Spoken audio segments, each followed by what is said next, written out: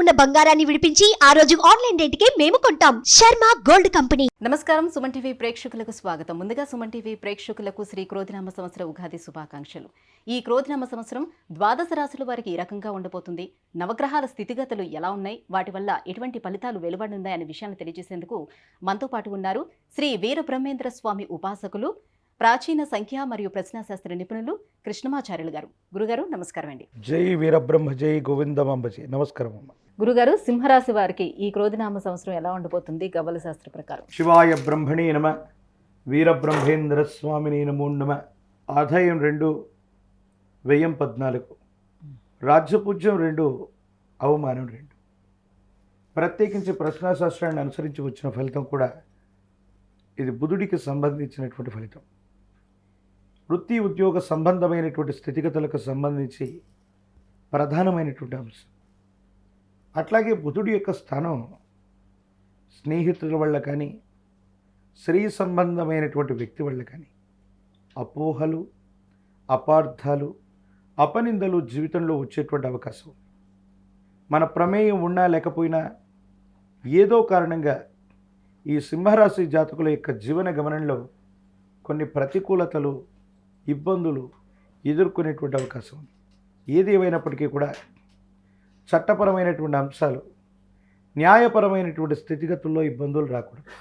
ఒకవేళ పోలీస్ స్టేషన్లు, ఎఫ్ఐఆర్లు, కోర్టుకు సంబంధించిన అంశాల్లో ఈ రాశి జాతకుల యొక్క పేరు ఉంటే కొంచెం తీవ్రమైనటువంటి మానసికమైన సంఘర్షణకి అది కారణమయ్యేటువంటి అవకాశం ఉంది. తీవ్రమైనటువంటి ఆర్థిక నష్టం అవ్వచ్చు. వృత్తి ఉద్యోగ సంబంధమైనటువంటి విషయాల్లో మనముగా వేగవంతమైనటువంటి నిర్ణయం ద్వారా, అంటే కొత్త ఉద్యోగాన్ని చూద్దాం, కొత్త వ్యాపారాన్ని చేద్దాం, ఎంతో కాలమైనా ఇందులో ఎదుగు బొదుగు లేదని వేగవంతమైనటువంటి నిర్ణయాలు తీసుకున్నప్పుడు కొన్ని ఇబ్బందులు వస్తాయి, కొన్ని ప్రతిబంధకాలు వస్తాయి. దానివల్ల తీవ్రమైనటువంటి మానసికమైనటువంటి ఆందోళన మొదలయ్యేటువంటి అవకాశం. కాబట్టి ఎటువంటి పరిస్థితుల్లో కూడా కొత్త ఉద్యోగం గురించి కానీ, కొత్త ప్రయత్నం గురించి కానీ ఆలోచించే నిర్ణయం తీసుకోవటం చెప్పదగినటువంటి సూచన. ప్రత్యేకించి భార్యాభర్తలకు సంబంధించినటువంటి అన్యోన్యత బాగున్నప్పటికీ జీవిత భాగస్వామి వారి యొక్క ఆరోగ్యం మిమ్మల్ని కలతబెట్టే అవకాశం. ప్రత్యేకించి బుధుడు సహోదర సహోదరి వర్గానికి కారకుడు. ప్రత్యేకించి సంవత్సరంలో వారసత్వ సంబంధమైన విషయాలు, అన్నదమ్ములతో మీరు సఖ్యతగా ఉంటున్నారా లేదా అన్నటువంటి అంశాలు ఇవన్నీ కూడా చర్చకు వస్తాయి. వారసత్వంగా మీకు రావలసినటువంటి స్థిర చరాస్తులు అవ్వచ్చు, పెద్దల నుండి రావలసినటువంటి అంశాల గురించి అవ్వచ్చు, సహోదర సహోదరి వర్గంతో ఏదైనా అభిప్రాయ భేదం వచ్చేటువంటి అవకాశం ఉంది. పాత మిత్రుల యొక్క కలయిక జరుగుతుంది. వాళ్ళ నుండి ఆర్థిక లాభం, ఏదో రకమైనటువంటి ప్రయోజనం మీరు తప్పకుండా పొందేటువంటి అవకాశం ఉంది. కాబట్టి మిత్ర లాభం అయితే ఖచ్చితంగా జరుగుతుంది. సహోదర సహోదరి వర్గం లేదా వారసత్వ సంబంధమైన విషయాల్లో కొన్ని చిన్న చిన్న ఇబ్బందులు ఉన్నాయి. స్నేహితులు, స్త్రీ సంబంధమైనటువంటి వ్యక్తుల పట్ల తస్మాత్ జాగ్రత్త. జీవిత భాగస్వామి వారి యొక్క ఆరోగ్యం కూడా మిమ్మల్ని కొంత కలతబెడుతుంది. ప్రత్యేకించి 5 అన్నటువంటి పంచమ స్థానం మీ గర్భవాసాన జనించిన సంతతికి సంబంధించింది. వాళ్ళకు సంబంధించిన ఆరోగ్యం, విద్య, ఉద్యోగం, భవిష్యత్తు, వీటి మీద ఎక్కువగా ఏకాగ్రత పెట్టడం చెప్పదగినటువంటి సూచన. స్థానచలనం లాంటిది ఏమైనా ఉందా వాళ్ళకి? గృహయోగం ఉందా ఈ సంవత్సరం? ఈ సింహరాశి జాతకులకి వారు పనిచేస్తున్నటువంటి కార్యాలయం నుంచి బదిలీ అవ్వచ్చు, లేదా గృహ సంబంధమైనటువంటి విషయాల్లో ఒక చోట నుండి వేరొక చోటికి వెళ్ళేటువంటి అవకాశం ఉంది. స్వగృహ యోగం అన్నటువంటిది ఆలస్యమయ్యేటువంటి అవకాశం ఉంది. కానీ స్థానచలనం, ఉద్యోగంలో బదిలీ, వారు ఉన్నటువంటి చోటు నుండి వేరే చోటికి వాళ్ళు చేసేటువంటి ప్రయత్నాలు సఫలీకృతమవుతాయి. కానీ అంత ఫేవరబుల్గా అవి ఉండకపోవచ్చు. కాబట్టి స్థానచలనాన్ని కూడా మీరు ప్రయత్నం చేసిన వెంటనే అనుకూలంగా ఉన్నప్పటికీ అక్కడ ఉన్నటువంటి పరిస్థితులు మీకు అనుకూలంగా లేకపోవటం వల్ల బాధపడటం, ఒక చోట నుండి బదిలీ అయ్యి వేరొక చోటికి ఉద్యోగ సంబంధమైనటువంటి పరిస్థితుల్లో వెళ్ళిన తర్వాత అనుకూలత లేకపోవచ్చు. గృహ సంబంధమైనటువంటి విషయాల్లో కూడా విలాసవంతంగా లేదనో వేరొక కారణంగానో వేరొక చోటికి వెళ్ళినటువంటి తర్వాత కొత్త సమస్యలు మిమ్మల్ని ఇబ్బంది పెట్టేటువంటి అవకాశం ఉంది.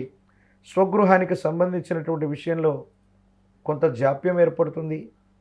ఆర్థికపరమైనటువంటి అంశాల్లో స్థిర చరాస్తుల్లో మీకు అన్యాయం జరిగిందన్నటువంటి ఆలోచన చేత కొంతకాలం వీటిని వాయిదా వేయటమో, ధనాన్ని సమీకరించుకుంటూ స్వగృహం కోసం తాపత్రయపడ్డమో, కాలమే సర్పమై కొంతకాలం ఈ ఫలితాన్ని మింగేస్తుంది.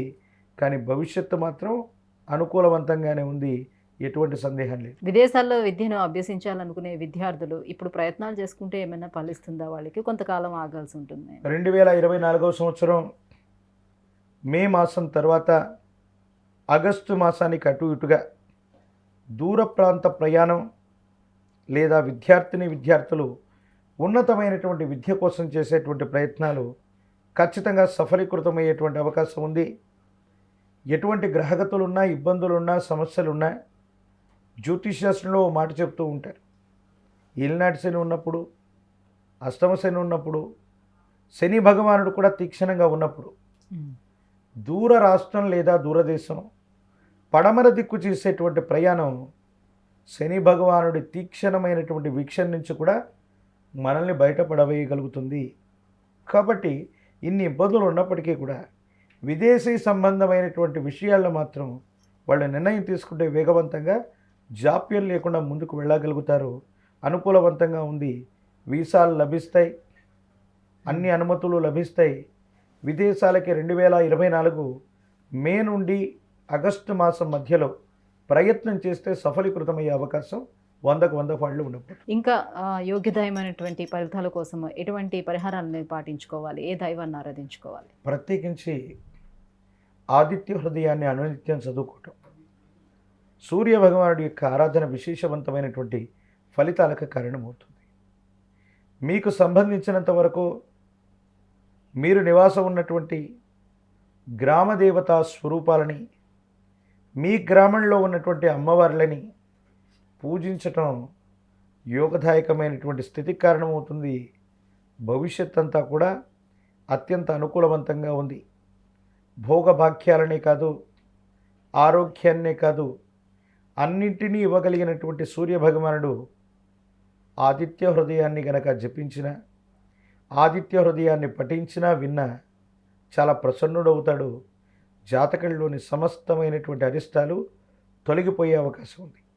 ఆదివారం పూట తమలపాకులో గోధుమ రవ్వతో తయారు చేసిన పాయసాన్ని గనక సూర్య భగవానుడికి నివేదన చేసి ఎవరూ తొక్కని చోట ఉంచి విశేషవంతంగా సూర్య భగవానుడికి అర్ఘ్యాన్ని వదిలిపెట్టిన, సూర్య నమస్కారం చేసిన విశేషవంతమైన అనుకూలవంతమైన ఫలితాన్ని ఈ సంవత్సరం మీరు తప్పకుండా పొందగలిగిన పరిస్థితులు గోచరిస్తాయి. చాలా చక్కగా వివరించారు గురుగారు. ధన్యవాదాలు. జై వీరబ్రహ్మ, జై గోవిందమాంబ జై.